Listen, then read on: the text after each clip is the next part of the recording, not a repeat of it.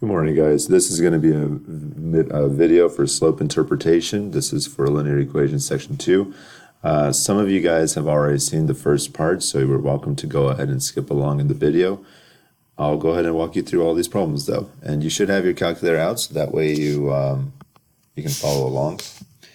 A rate of change. Now, we already did this in second period, but maybe you weren't here. Maybe you forgot. A rate of change is going to be defined as, whenever you see the phrase a rate of change, that is slope. Okay, a rate of change is slope. Now, I also am realizing while I'm doing this, this may be the first video that we've watched, I could be wrong, that are for notes. So if you're new to this, if you're new to taking notes while watching a video, I would recommend that you go ahead and pause whenever you'd like. That way you can catch up with the writing. You can listen to parts over again in case you didn't hear something, catch something the first time. And yeah, and you're also just welcome to watch entirely and then watch again while taking the notes. It's totally up to you how you want to proceed through this, but the bottom line is you want to make sure that you understand the material that's being presented to you. Again, what we're doing today is we're going to be doing slope interpretation, and then you should be able to work on your homework assignment if you haven't already done that. After you work on your homework assignment, there's going to be 3 sheets for you to work on, and that's what the sub is going to be doing for you. Okay, here's number 1. Refer to the graph at the right, find the rate of change of prices. So there's that phrasing again, it's rate of change. Let's see here. And rate of change, whenever we see that, is going to be slope. So they want me to find the slope between 2006 and 2008. So the way I'm going to do that is I'm going to need 2 points. It looks like the 2 points that I have are 2006, comma, the y value is 26.66. And I'm also going to need 2008, comma, 28.73. Okay, and I'm going to find the slope between those 2 points. So to find the slope, I am going to do y2 minus y1 over x2 minus x1. So I'm going to do, and again, remember this is y2, x2, x1, y1. The reason this is x, well, these 2006 and 2008 are x values. The numbers that are not those are y values. We call these y1 and x1 because it's the first point that we see, and the second point that we see there is designated as x2 and y2. Okay, let's do the calculations. 28.73 is y2, so let's plug that in. 28.73 minus 26.66, which is y1, all divided by 2008 minus 2006. If you have one of these calculators, you can actually do that calculation somewhat easily in one shot. Just open up parentheses to tell the calculator where the numerator is and where the denominator is. So 28.73 minus 26.66. Now let's divide that by 2. Okay, we got 1.035. 1.035.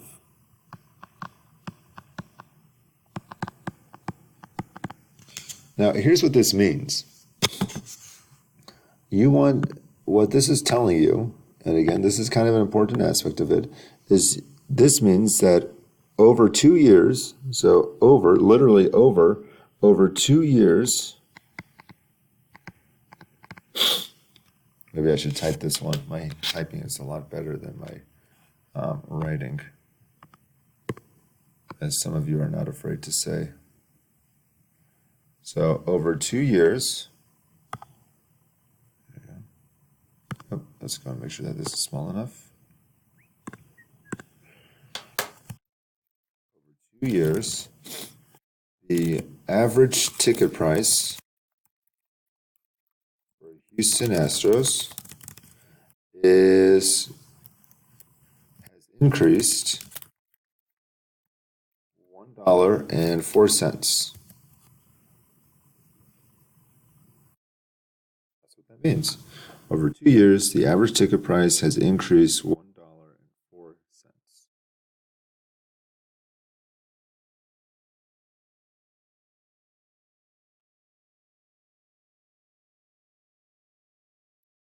And the last part that we want to say is the ticket prices increase $1.04 average each year. Okay. Let's go to part B. Without calculating, find a 2-year period that had a greater rate of change in 2006 to 2008. So looking at the graph, I need a slope steeper than the one that I have right now. And I think I see one. So I need a slope steeper. I'm just going to enlarge this because I don't really like writing like that. Let's go and just do a different view. Let's just go and go 200%. Okay, that's a lot better. Okay, so without calculating, find a 2-year period that had a greater rate of change than 2006 2008. What we're looking for here, can I do 300%? That's crazy talk. That's weird. That's too much. Help, help. Oh boy. Just.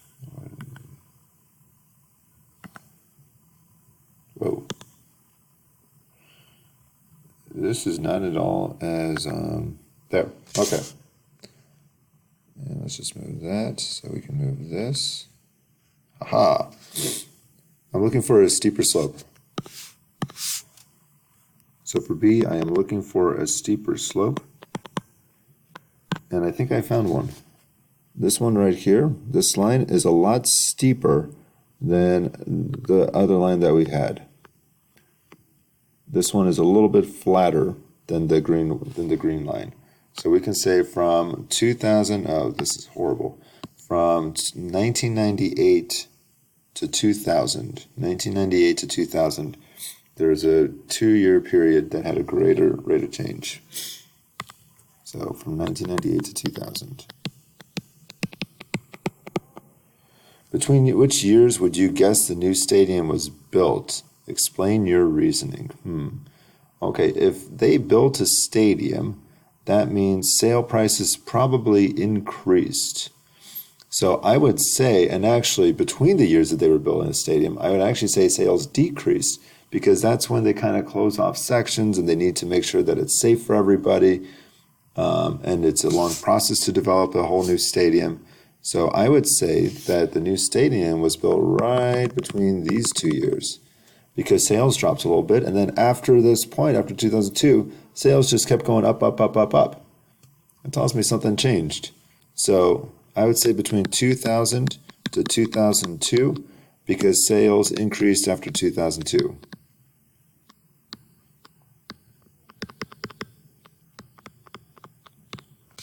Okay, and that takes care of number 1. Let's keep going.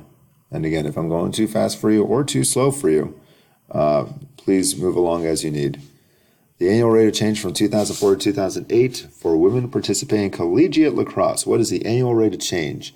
I'm going to remind you that rate of change is slope. Annual just means for how much each year. So let's see what we got. We need slope. If I put these as 2 points, I have 2004, 5,545. And then I have 2008, 6,830. Okay, my slope, 6,830 minus 5,545 over 2008 minus 2004. All right, let's do that.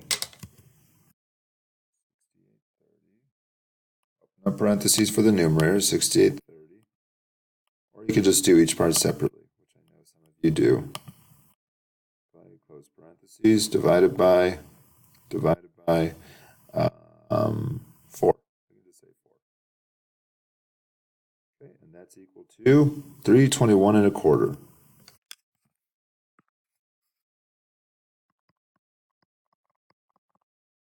So what this means, because we have to explain the meaning, is that, again, over 4 years, because this is literally, the number on top is literally over 4 years. So over 4 years, the number of women, oh, I was going to type this, wasn't I? Let me just type this, because my handwriting is horrible, as Arlo always says. Okay, let's get this here. Over 4 years. number of women participating in collegiate lacrosse. Notice that it's actually the same exact phrasing. If you're struggling with this setup, this is the same exact phrasing of here. The number of women participating in collegiate lacrosse has increased by 321.25 women per year or each year. I am going to cross off this 0.25 because you can't really have 0.25 of a person. So let's just cross that off. If you kept it there on a test, I think I'd be okay with it. Just be aware that it has to be a whole number, and we can't round up. We can't add an extra woman there when there wasn't. So we'll say by 321 women per year. That sounds like a pretty good rate. That's a lot of people participating in lacrosse. Next one. Over a 30-day period, the amount of propane in a tank that stores propane for heating a home decreases from 400 gallons to 214 gallons. Now, this is over a 30-day period. So I would say that there was some initial time. Whoops, sorry about that.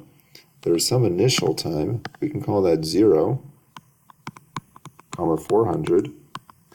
But the 30th day, there were 214 gallons of this propane in a tank. And the question is asking, what is the average rate of change in the amount of propane? So, again, I'm just going to do x1, y1. I'm going to do x2, y2. And I'll do y2 minus y1 over x2 minus x1. I got 214 minus 400 over 30 minus 0. I think a lot of you are not actually saying this in your head because we're kind of jumping to what the signs will be. Make sure you are taking the time to address the signs correctly. Now let's get the calculator out and go and do this math. So it's going to be 214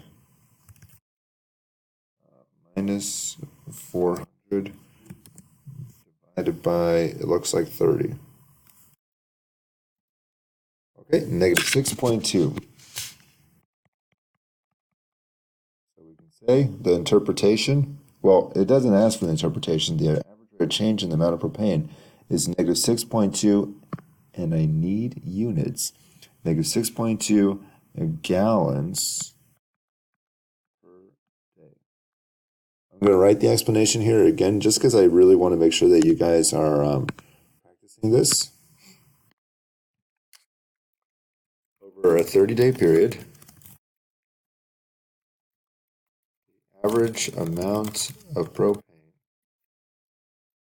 dropped, that's not how I spell propane, dropped 6.2 gallons each day. That's a lot.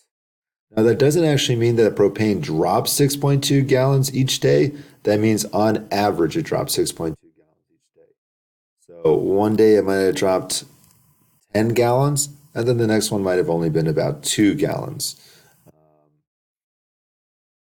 I'm not really asking you to know that for a test or anything. I just want you to be aware that when someone says an average amount, it doesn't mean that you're dropping 6.2 gallons on Monday and 6.2 gallons on Tuesday. It means that you're just dropping on average 6.2 gallons. Okay, number 4, find the rate of change for each line. Thankfully, these don't have any, well, it does kind of have interpretation, so let's see what we can do here. Let's do this first line here. I'll do this line first. Yep, okay, here we go. Gonna do this line first. Notice how good I can draw a straight line. Austin's probably thinking that's the worst line I've ever seen in my life. Okay, it looks like we have 2 points on this line. We have 2,600 and 5,100. So I have 2,600 and 5,100. Now, I'm not going to use a calculator for this part. You're welcome to use one if you need to. I'm finding the rate of change. Rate of change is slope. So make sure you're finding the slope here. Yep, okay. And we're going to do 600 minus 100. That's y1 minus y2 over x1 minus x2 which is going to be 20 minus 50, which is going to be 500 over negative 30, which is 50 over 3 negative. Okay, if you need an interpretation, I'm just going to say for you to move this along.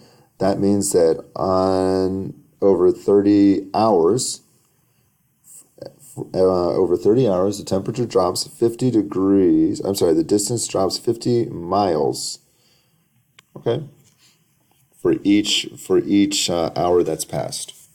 And now for the other one, for the red one, we're going to do 400 minus 200 over 30 minus 10. Again, I won't use a calculator here. That gives us 200 over 20, which gives us 10. So what this means is, and again, I'm not going to type it, over, did it say to include units? Dang it, I think it said to include units. Yeah, okay, I'll put the units afterwards. Over 20 hours, the miles have increased 10 miles for each hour that has passed. Sorry, I was getting a little distracted there. Your units are going to be miles per hour, and here will be miles per hour. The reason I know that is because it's always y over x. Your y values are miles. Your x value are hours. I think I'm on my last one finally. Find the rate of change of each set of ordered pairs. Include the proper units in your answer. Okay. I would pause, by the way, and try these on your own just to make sure you have the idea. But because I am short on time and I want to finish this for you, I'm going to keep going, but you're welcome to pause. This is going to be 13 miles per gallon. Okay, and the reason again it's miles per gallon is it's always y over x. Let's do 310 and 518 for part B. And again, I know I'm picked up the pace a lot here, so please pause as necessary. 18 minus 10 over 5 minus 3 is going to give me 8 over 2, which is 4. So this rate to change between these 2 points, the slope, is going to be 4 feet per second. And again, it's y over x. That's how I knew the units here. I believe that's all. Get to work on everything else that you need to do, so finish the homework if you didn't do it. Get the assignments from the sub because there's 3 of them, and have a good day.